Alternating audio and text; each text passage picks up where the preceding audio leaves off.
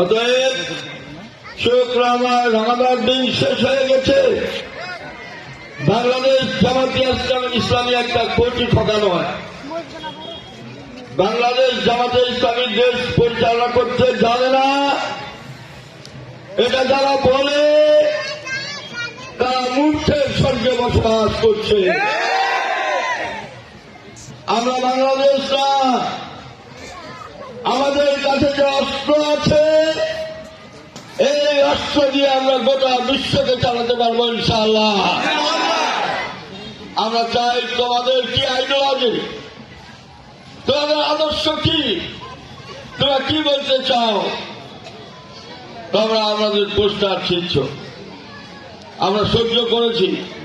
মনে করবে না পোস্টার ছেড়েটা এটা দুর্বলতা, আমরা কিছু বলছি না, প্রশাসনকে বলছি পোস্টার ছিঁড়ে তো তোমরা আমাদের আন্দোলনকে বন্ধ করতে পারবে না, আমাদের প্রচারকে বন্ধ করতে পারবে না। পোস্টার তোমরা ছিঁড়তে পারো, তোমরা আমাদের মার্কাটাকে ছিনিয়ে নিতে পারো, মানুষের অন্তর থেকে মার্কাকে ছিঁড়ে নেওয়া তোমাদের কোনো উপায় নেই। ভাই ও বোনেরা, আমি আপনাদেরকে স্পষ্ট ভাষায় বলছি, তাদের আদর্শ হচ্ছে এটাই, দুর্নীতি করা, চাঁদাবাজি করা, দখলদারি করা, তাদের নিজের কর্মীদেরকে পাথর দিয়ে পিটিয়ে মারা, এটাই হচ্ছে তোমাদের আদর্শ।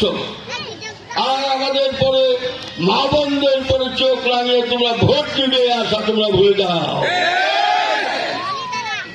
স্পষ্ট ভাষায় বলছি, আমরা যে আদর্শকে লালন করি এটা কোনো মানুষের তৈরি আদর্শ নয়, এই আদর্শ হচ্ছে নবী মুহাম্মদ রাসূলুল্লাহ সাল্লাল্লাহু আলাইহি সাল্লামের আদর্শ।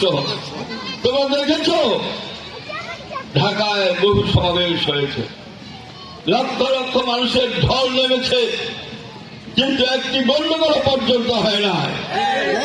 রংপুরে সমাবেশ হয়েছে, তোমরা বাংলাদেশ জামাত ইসলামীকে ঠিক ছিল, তাদের আভ্যন্তরীণ বিষয়ে আদর্শের বিষয়ে তোমরা কি জানো।